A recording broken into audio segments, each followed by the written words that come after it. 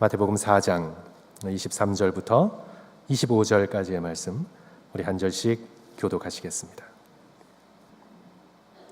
예수께서 온 갈릴리에 두루 다니사 그들의 회당에서 가르치시며 천국 복음을 전파하시며 백성 중에 모든 병과 모든 약한 것을 고치시니 그의 소문이 온 수리아에 퍼진지라 사람들이 모든 앓는 자 곧 각종 병에 걸려서 고통당하는 자 귀신 들린 자 간질하는 자 중풍병자들을 데려오니 그들을 고치시더라. 같이 읽습니다. 갈릴리와 데가볼리와 예루살렘과 유다와 요단강 건너편에서 수많은 무리가 따르니라. 아멘. 우리는 지난 주일 선교란 무엇인가에 대해서 함께 말씀을 나누었습니다. 선교란 하나님께 영광을 돌리는 것이다. 우리가 그렇게 함께 배웠습니다. 하나님께서 어떨 때 영광을 받으시나요? 모든 민족이 예수 그리스도의 이름 앞에 무릎 꿇고 온 마음을 다해 하나님을 예배할 때 하나님께서 영광을 받으십니다. 그러므로 모든 선교는 예배가 목표가 되어야 하고 또한 예배의 공동체인 교회가 중심이 되어야 하는 것입니다. 그래서 우리의 선교는 예배 중심과 교회 중심의 선교이어야 하는 것이지요. 오늘은 선교란 무엇인가 그 두 번째 시간으로 선교란 하나님의 사랑을 전하는 것임을 우리가 함께 배워가기를 원합니다. 성도 여러분, 다시 한번 수고스러우시지만 따라 하시겠습니다. 선교란 하나님의 사랑을 전하는 것이다. 그렇습니다. 선교란 하나님의 사랑을 전하는 것입니다.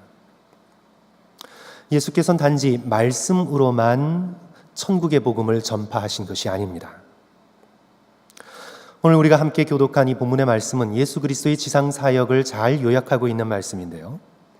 마태복음 4장 23절을 보시면 예수께서 온 갈릴리를 두루 다니시며 갈릴리를 다니시며 선교하셨습니다. 어떻게 하셨나요? 그들의 회당을 다니시며 가르치셨습니다. 그들의 회당에서 가르치시며 그저 유대교 랍비처럼 모세 율법을 해설해 주셨나요? 아니지요. 천국의 복음을 전파하셨습니다. 하나님 나라의 복된 복음을 전파하셨죠. 그런데 예수 그리스도의 선교 사역은 여기서 그치지 않습니다.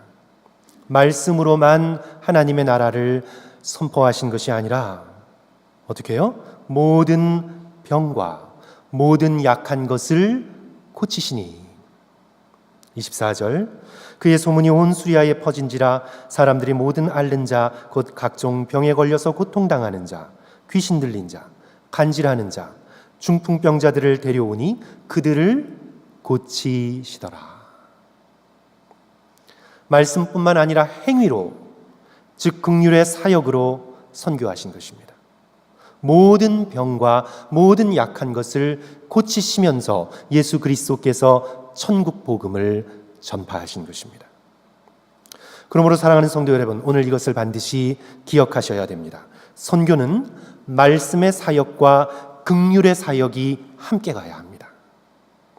다시 말하면 전도와 구제가 함께 이루어져야 합니다. 저는 오늘 선교란 하나님의 사랑을 전하는 것이라는 큰 그림 속에서 우리 나성 한인교회가 함께 해야 할 선교의 모습을 성도들과 함께 나누기를 원합니다. 다시 한번 강조하는 것은 우리 교회의 선교는 긍휼의 사역, 즉 구제와 함께 가야 합니다. 성도 여러분, 오늘 이 사실 하나를 확실하게 기억하시고 선교를 생각하실 때마다 적용하시고 기도하시면 오늘 설교의 큰 뜻을 우리가 함께 나누게 된 것입니다. 성도 여러분, 어떤 분들은 이 선교와 구제를 날카롭게 구분하는 분들이 있습니다. 교회는 복음을 전하는 선교를 해야지 정부기관이나 NGO가 하는 구제를 하는 것은 아니다. 그렇게 선교의 영역을 복음 전파와 교회 설립으로 제한하시는 분들이 있습니다. 지난주 우리가 함께 말씀을 나눈 것처럼 선교는 당연히 예배 중심이고 교회 중심이어야 합니다. 하지만 성도 여러분, 그것만으로 충분하지가 않습니다. 그것만으로 다 이루어지지가 않습니다. 앞에서 본 것처럼 예수 그리스도께서 말씀만 하신 것이 아니지요. 갈릴리를 다니시며 두루 천국 복음을 전파하셨는데 모든 병든 것과 약한 것들을 만져주시고 고쳐주셨습니다. 고대 세계에서는 왕족이나 귀족은 쉽게 의원을 만날 수가 있었습니다. 하지만 가난한 사람은 의원을 만날 수 있는 기회조차 없었습니다. 그래서 평민 이하 가난한 사람들은 지푸라기라도 잡는 심정으로 동네를 찾아오는 힐러, 치료사들을 만났습니다. 그런데 고대 사회의 치료사들은 어떤 의학적인 전문 지식이 있는 사람들이 아니고 대부분 샤만이었습니다. 그래서 가난한 사람들은 그들의 주술에 의존하든지 아니면 민간요법에 기대어 자신들의 고통을 덜어보고자 했습니다. 이렇게 경제적으로 가난하고 사회적으로 약한 자들을 향하여 예수께서 친히 찾아가셔서 그들을 고쳐주시며 천국의 복된 복음을 전파하신 것입니다. 그래서 예수 그리스도께서 병자들을 고쳐주시고 만져주신 사역은 일종의 구제 사역이었습니다. 당시의 의료의 혜택을 전혀 받을 수 없는 사람들을 찾아가셔서 그들의 아픔을 고쳐주시며 그들의 아픔에 동참하신 예수 그리스도의 선교 사역은 구제 사역이었습니다. 얼마나 많은 사람들이 예수 그리스도를 찾아왔는지 예수께서는 쉬실 틈이 없으셨습니다. 마가복음 1장 37절 이하를 보시면 이렇게 기록되어 있습니다. 모든 사람이 주를 찾나이다. 이르시되 우리가 다른 가까운 마을로도 가자.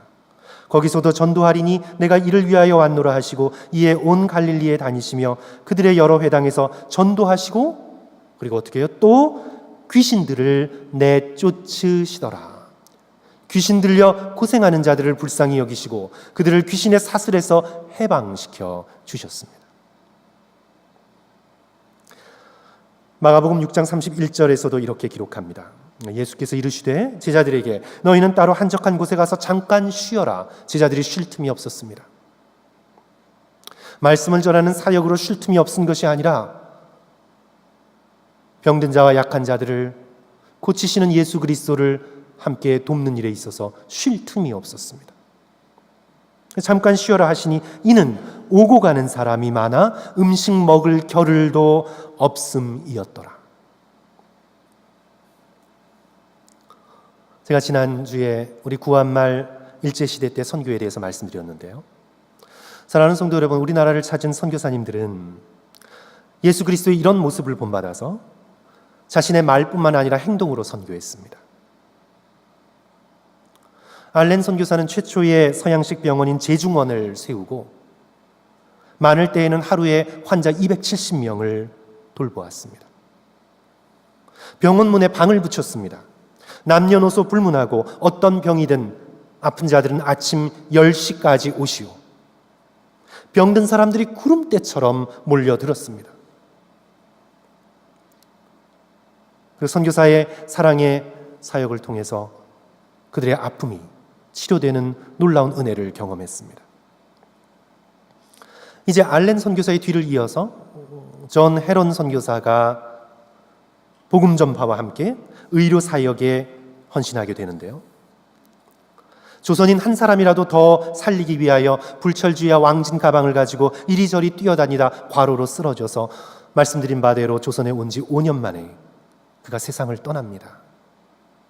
이제 그 뒤를 이어서 에빈슨 선교사가 부임하여 제중원을 서양식 이름을 고치는데 뭐로 고쳤냐면 바로 세브란스라고 해서 이름을 고쳤습니다.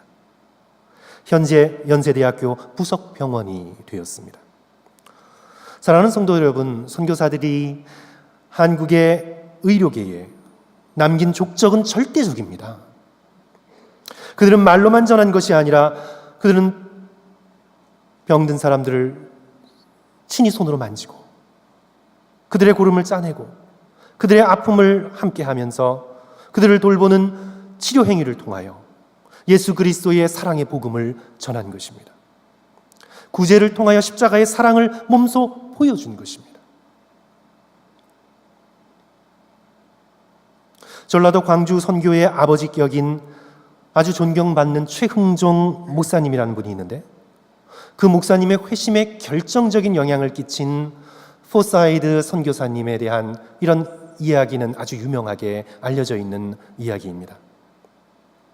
이제 광주 선교를 시작한 오웬 선교사가 폐렴에 걸려 위독할 때 이제 목포에 있던 이 포사이드 선교사를 불러옵니다. 올라와서 오웬 선교사를 좀 고쳐달라고. 그래서 길잡이로 이제 포사이드 선교사를 광주로 안내한 사람이 이제 후에 목사가 되는 최흥종이라는 분이었습니다. 이제 함께 광주로 올라오는 도중에 거린을 만나게 됩니다. 거지를 만나게 되죠. 그런데 보통 거린이 아니라 나병에 걸려서 걷지도 못하는 그런 거린이었습니다. 이 포사이드 선교사는 그 거린을 보자 자신이 타고 있던 말에서 내려 그 거린을 자신의 손으로 안아서 말에 태우고는 자기는 최흥종과 함께 걸어서 광주로 갑니다. 이 모습에 최흥종이 엄청난 충격을 받습니다. 자신은 두려워서 피했고 손 하나 대지 못했는데 포사이드 선교사는 그 거린을 안아서 말에 태우고 선교부의 병원까지 가지고 가서 자신의 손으로 안아 내리고 선교부 병원에 입원시키는 것이었습니다. 선교사가 자신이 짚고 있던 지팡이를 떨어뜨리면서 미스터 최, 좀 집어주세요 했는데 최흥종은 무서워서 짚지를 못했습니다. 자기가 나병에 걸릴까 봐 짚지를 못했어요. 이제 그런 사건이 있은 후에 최흥종은 그날 고민하기 시작합니다. 왜 그는 하는데 나는 하지 못하였는가? 나는 내 동족인데도 피해서 도망쳤는데 외국인인 그는 어떻게 자기 자식 대하듯 그를 끌어 안을 수가 있었는가? 그와 나 사이에 도대체 무엇이 다른 것인가? 그는 그날 밤 고민하고 또 고민했습니다. 그러다가 마침내 답을 얻었습니다. 그렇다. 그것은 바로 믿음 때문이다. 믿음 때문이다. 예수 믿는다는 것이 그렇게 사는 것이다. 나도 그렇게 살아야 되겠다. 그날 밤 그는 회심합니다. 그리하여 그리스도인이 됩니다. 믿는 자가 됩니다. 그리고는 자신의 삶을 예수 그리스도께 온전히 던집니다. 그리고 한국 최초로 나병 전문 요양원인 광주 나병원을 설립하게 되는데 지금의 그 유명한 여수 애양원입니다. 한센병 환자들을 돌보고 함께 예배를 드리는 애양원이 되었습니다. 사랑하는 성도 여러분, 초기 조선을 찾았던, 한국을 찾았던 선교사들은 말씀으로 전하는 복음 전파와 함께 자신의 삶으로 복음을 전파하였습니다. 그들에게 있어서 선교는 구제였고 구제는 선교였습니다. 예수님의 마음으로 하는 작은 한 행동 한 행동이 바로 복음의 선포였습니다. 입으로만 선포하지 않았습니다. 그들의 행동과 손으로서 예수 그리스도의 살아계신 복음을 이 어두운 땅, 이 고난의 땅 조선에 선포한 것입니다. 선교사들의 한국말이 어눌하여 잘 알아듣지 못했던 조선 백성들도 푸른 눈에 낯선 사람이 보여주는 그 사랑과 희생의 행위를 통하여 복음을 깨닫게 됩니다. 그렇습니다. 사랑하는 성도 여러분, 선교는 하나님의 사랑을 전하는 것입니다. 존 파이퍼 목사님이 해외 선교를 잘 정의했습니다. 조금 딱딱한 말이긴 한데 성도 여러분 잘 들어보십시오. 그가 이렇게 해외 선교를 정의했습니다. 해외 선교는 국내의 모든 자비 사역에 대한 검증이다. 해외 선교는 국내의 자비 사역을 해외로 수출하는 것이다. 미전도 종족 사이에 교회를 세운다는 말은 예수님이 가난한 자들에게 베풀라고 명령하신 모든 자비를 베풀기 위한 작전 기지를 세운다는 뜻이다. 무슨 뜻인가요? 예를 들어 우리가 몽고에 선교를 하고 있습니다. 몽고에 선교를 하고 있습니다. 몽고에 선교를 한다는 것은 여기 로스안젤레스 나성한인교회와 상관없이 그저 선교사님 한 가정을 몽고에 파송해서 그분으로 복음을 전하게 하는 그런 식의 선교가 아니라는 것입니다. 해외 선교는 지금 우리가 여기 로스안젤레스 지역에서 행하고 있는 우리의 자비사역, 우리의 mercy ministry, 다른 말로 하면 우리의 구제사역을 몽고에 수출하는 것이라는 것입니다. 예수께서 가난한 자에게 베풀라고 명령하신 그 모든 자비의 사역을 위한 작전 기지로 몽고에 또 다른 포스트를, 또 다른 기지를 세운다는 의미입니다. 그러려면 성도 여러분, 오늘 우리가 로스안젤레스 여기에서 무엇을 해야 합니까? 자비를 베풀어야죠. 말과 함께 행동으로 복음을 담아내려 애써야죠. 우리 교인 한 사람 한 사람이 지난주에 함께 말씀을 나눴던 것처럼 우리의 가정에서, 일터에서, 우리의 교회 공동체 안에서 선교사적 사명을 가지고 선교적 삶을 살아내려고 노력하고, 또한 우리 교회는 공동체로서 지역사회와 동포사회의 자비의 사역, 긍휼의 사역, 구제의 사역을 감당하기 위하여 우리의 몫을 다할 때에 우리의 선교가 참된 하나님이 기뻐하시는 선교로 이어지게 되는 것입니다.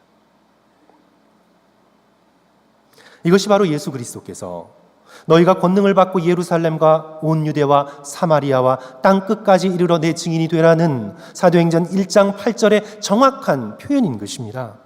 내가 지금 예루살렘에서 행하고 있는 자비의 일들, 그것이 온 유대로 퍼지게 되고 사마리아로 수출되게 되고 땅 끝까지 미치게 된다는 말씀이지요. 그래서 사랑하는 성도 여러분, 오늘 우리가 여기서도 언어로서 전도하고 복음을 전파해야 함과 동시에 우리는 행동으로 우리의 구제를 통해서 우리는 예수 그리스도의 십자가의 사랑을 전해야 할 사명이 있는 것을 깨달을 수 있는 저와 여러분 되시기를 간절히 축원합니다. 저는 지난날의 목회를 돌아볼 때에 제가 섬기던 교회 얘기는 되도록이면 자제하려고 노력하는데요.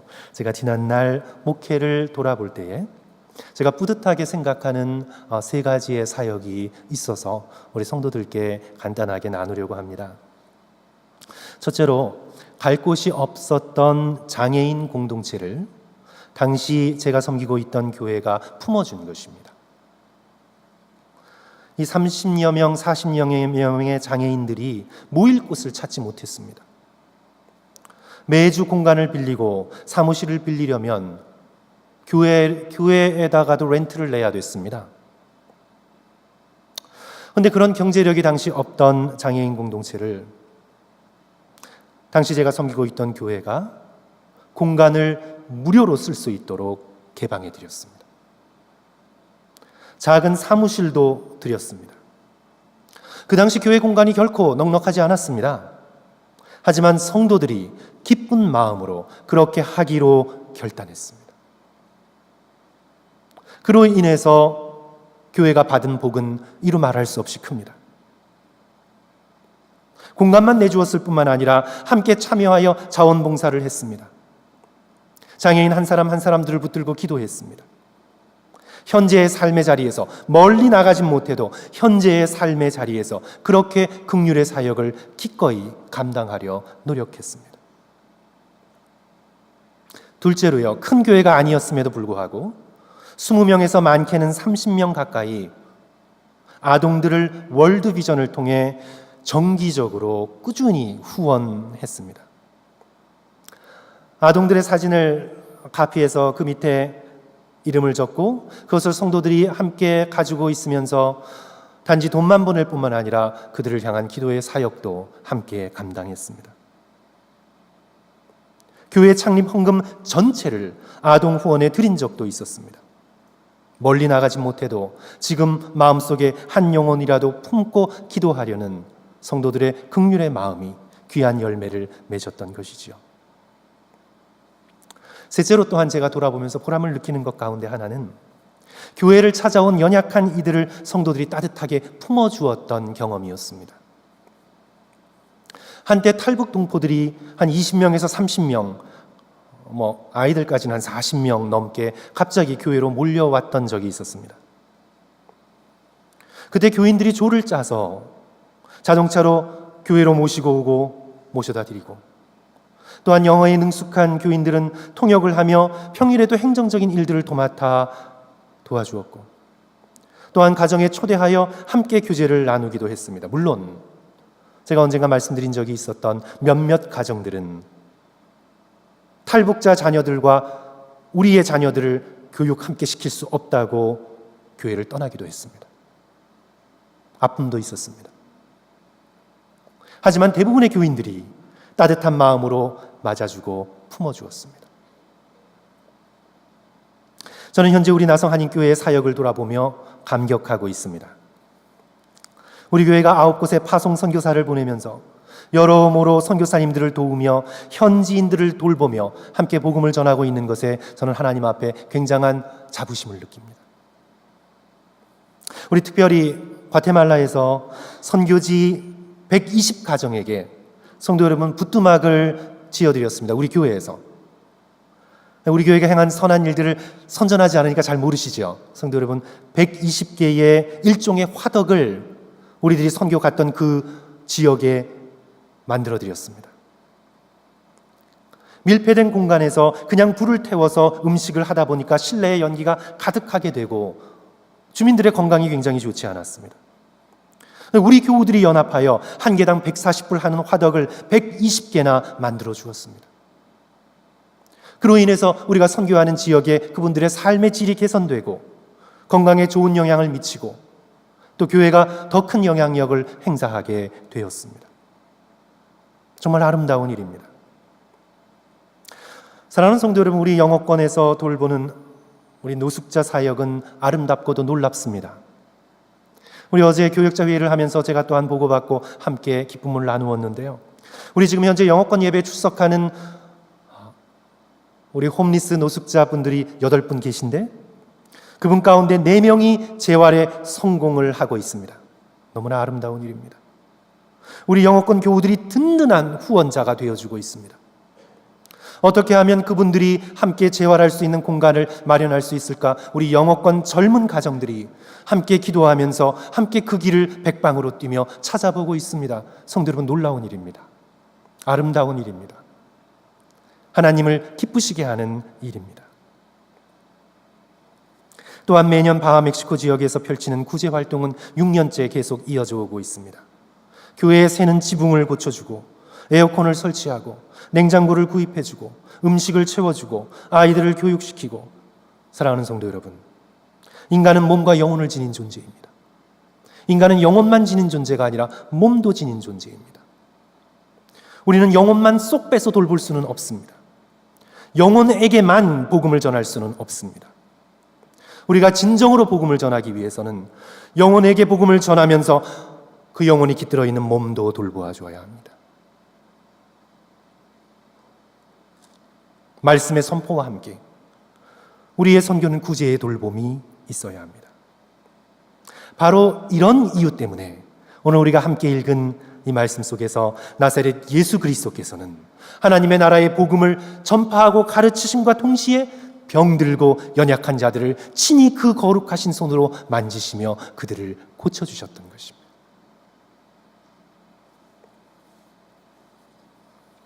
(20세기) 가장 뛰어난 선교사 중에 하나로 평가받는 레슬리 뉴비기는 예수님의 선교에 대해서 이렇게 말을 했습니다.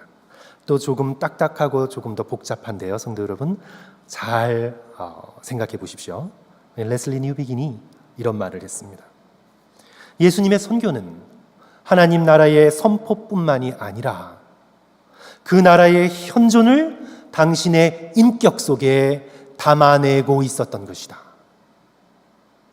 예수 그리스도의 선교는 하나님 나라의 선포뿐만이 아니라 그 나라의 풍성함과 그 나라의 사랑과 그 나라의 은혜와 그 나라의 아름다움을 예수 그리스도의 육체에, 예수 그리스도의 인격에 담아내고 있었던 것입니다. 그렇다면 성도 여러분, 우리의 선교도 말로 하나님의 나라를 선포하고 뒤로 물러나서 어떻게 되나 보자 하는 요나식의 선교가 아니라 하나님의 나라를 선포하고 사랑이 담긴 구제와 긍휼의 행위를 통해서 예수 그리스도의 사랑을 그들에게 전해야 할 사명을 부여받고 있는 것이지요. 앞서 말씀드린 것처럼 우리 구한말 조선을 찾은 선교사들은 단지 말로만 복음을 전한 것이 아니었다, 제가 말씀을 드렸습니다. 그들은 진심으로 한국을 사랑했습니다. 그리고 어찌 보면 한국 사람보다 한국 사람을 더 사랑했습니다. 예수 그리스도의 사랑의 마음을 품고 있었기 때문에 그렇습니다. 저는 오늘 설교의 말씀을 우리 셔우드 홀 선교사의 이야기, 정확히는 그 가정의 이야기로서 오늘 말씀을 마치려고 하는데요. 아버지 제임스 홀은 지난 시간 말씀드린 대로 조선에 온 지 3년 만에 말라리아와 장티푸스에 걸려서 34살의 젊은 나이로 세상을 떠납니다. 그때 이 셔우드 홀은 1살이었습니다. 아버지처럼 의사였던 당시 28살이었던 어머니 로세타 홀, 아기를 가지고 있었는데 뱃속의 아기와 자기 셔우드 홀, 1살 된 셔우드 홀을 데리고 남편이 조선 땅에서 죽었으니 미국으로 갔습니다. 그런데 미국으로 가서 그냥 자신의 인생을 산 것이 아니라 거기에 건너가서 조선의 병원을 세우기 위하여 모금 운동을 한 것입니다. 남편의 죽음이 헛되지 않기 위하여, 병원을 세우기 위하여 2년 동안 교회와 사람들을 찾아다니며 모금 운동을 했습니다. 그리고 2년 후 1897년에 다시 평양으로 돌아와서 평양의 최초의 근대식 병원인 기홀병원을 세웁니다. 그리고는 거기서 이 로세타 홀이 자신의 평생을 던집니다. 딸을 전염병으로 잃었습니다. 그러면서도 로세타 홀은 선교와 구제 사역에 자신의 평생을 드립니다. 맹인 농아학교를 설립하고 서울로 와서는 고려대 의대의 전신인 경성여자의학전문학교를 세우고 현 이대 부속병원인 동대문병원을 설립하고 인천기독병원 인천간호대학을 설립하고 자신의 젊음을, 인생을 한국에 바칩니다. 그 아들 셔우드 홀, 제가 말씀드리는 셔우드 홀 역시 아버지와 어머니의 대를 이어서 토론토 의대에 입학하여 의사가 됩니다. 출세의 길이 그냥 열려 있었습니다. 그런데 그는 출세의 길을 포기하고 부모님을 이어 다시 조선에 들어옵니다. 그리하여 1940년 스파이로 몰려 일본 제국 정부에 추방당하기까지 그는 16년 동안을 특별히 결핵 환자들을 돌보며 한국 의료사의 기념비적인 선교의 사역을 펼칩니다. 그로 인해서 우리 한국에 씰이 보급되기 시작했고 저와 여러분들도 다 함께 구입해본 경험이 있으시죠. 쫓겨나서 그가 다시 자신의 고향인 미국으로 돌아간 것이 아니라, 그래서 선교를 포기한 것이 아니라 그가 쫓겨나서 하나님의 뜻이 인도에 있구나 생각하고 그는 인도로 가서 다시 23년 동안 인도에 고난받는 사람들을 위해 자신의 삶을 바칩니다. 그리고는 그는 이제 리타이어해서 캐나다에 살게 되고 91살의 나이로 한국을 다시 방문하게 되면서 자신의 아버지와 어머니가 묻혔던 양화진 묘지에서 그 눈물을 흘리면서 이런 유언을 남깁니다. 성도 여러분, 그 유언의 내용이 너무나 도전이 되고 아름다워서 성도들께 그 유언을 읽어드림으로 오늘 말씀을 마치고자 합니다. 저는 여전히 한국을 사랑합니다. 우리도 죽으면, 자신의 아내와 자기가 죽으면 우리를 아버지 고향 캐나다에도 어머니의 고향 미국에도 묻지 말아 주십시오. 내가 태어나 자란 곳, 내가 생애를 다 바친 이곳에, 이 한국 땅에 나를 묻어 주십시오. 일본 사람에게 추방당해 인도에 갔을 때에도 단 하루도 잊지 않고 눈물로 기도했던 나의 조국 땅, 한국 땅에 우리를 묻어 주십시오. 우리가 은퇴해서 캐나다에서 쉬고 있을 때에도 한국의 장롱과 고무신을 가져갔고 한국의 유품을 벽에 걸어놓고 단 하루도 잊지 않고 눈물로 기도했던, 내가 태어나 자란 땅, 나의 생애를 다 드린 나의 조국 조선에, 이 한국 땅에 우리를 묻어주십시오. 사랑하는 성도 여러분, 놀랍지 않습니까? 정말 도전이 되지 않습니까? 충격이지 않습니까? 한국 사람보다 한국을 더 사랑했던 이 사랑이 어디서 나온 것입니까? 하나님에게서, 예수 그리스도에게서, 십자가에서 받은 것이지요. 그래서 이 셜우드호는 그의 유언대로 아버지와 어머니가 묻혀있는 우리 한국에 가면 우리 성도들 한 번씩 방문해 보셨으면 좋겠는데, 우리 양화진 선교사 묘역에 안장됩니다. 제임스 홀, 아버지 제임스 홀, 어머니 로제타 홀, 그리고 셜우드 홀, 자신의 아내, 일찍 죽었던 자신의 여동생. 말로만 하나님의 말씀을 선포하고, 그리고 어떻게 되나 보자 하는 요나식의 선교가 아니라 그는 조선을, 한국을 진심으로 사랑했습니다. 너무도 사랑한 나머지 그들의 병들고 연약한 것을 내버려 둘 수가 없었습니다. 자신의 출세를 포기하고 예수의 심장을 안고 우리나라의 병든 사람들을 위해 자신의 인생을, 대를 이어서 이 한국 땅에 바쳤던 것입니다. 그리고 자신의 시신마저 한국 땅에 묻혀 예수 그리스도의 재림의 날 육신의 부활을 기다리고 있는 것입니다. 사랑하는 성도 여러분, 우리는 이들의 설교에 감동되기보다, 이들이 어떤 설교를 남겼나 이런 설교에 감동되기보다, 우리는 이들이 몸소 우리에게 보여준 그 희생적 사랑에 감동이 되어서 유교에 붙들려 있고 무속신앙에 붙들려 있고 온갖 미신에 붙들려 있던 우리 한국 사람이 이 다함이 없는 십자가의 사랑을 통해 예수 그리스도를 깨닫게 된 것입니다. 그리고 믿고 기독교인이 되어 우리가 이렇게 신앙생활을 하고 있는 것입니다. 사랑하는 성도 여러분, 오늘 이 시간에 우리가 한 가지를 기억하면 되겠습니다. 복음은요, 결코 말로써 그냥 이루어지는 것이 아니라 복음은 언제나 사랑과 함께 갑니다. 사랑이 함께 가지 않는 복음은 그들에게 있어서 폭력이요, 제국주의적 침략입니다. 그러나 십자가의 사랑, 이 셜우드 홀이 보여준 이 사랑으로 함께 가는 선교는, 그것은 복음이요, 예수 그리스도의 놀라운 능력이 됨을 우리가 함께 믿을 수 있는 저와 여러분이 되었으면 좋겠습니다. 그래서 사랑하는 성도 여러분, 오늘 이 말씀을 통해 기억하십시오. 선교는 반드시 사랑의 행위인 구제와 함께 가야 합니다. 저는 오늘 말씀을 통해서 우리 각자가 셜우드 홀이 보여주었던 그런 100%의 헌신을 우리들이 보여줄 수 있는 상황이 아닌 것, 우리는 모두 다 잘 알고 있습니다. 그러나 성도 여러분, 오늘 우리는 이 LA에서 하나님께서 불러주신 선교사적 사명을 가지고 우리의 일상을 겸손하게 살아가면서요, 오늘 우리에게 주어진 사랑의 몫이 있습니다. 오늘 저와 여러분에게 하나님이 기대하고 계시는 사랑의 몫을 저와 여러분들이 예수님을 사랑하는 마음으로 함께 감당할 수 있었으면 좋겠습니다.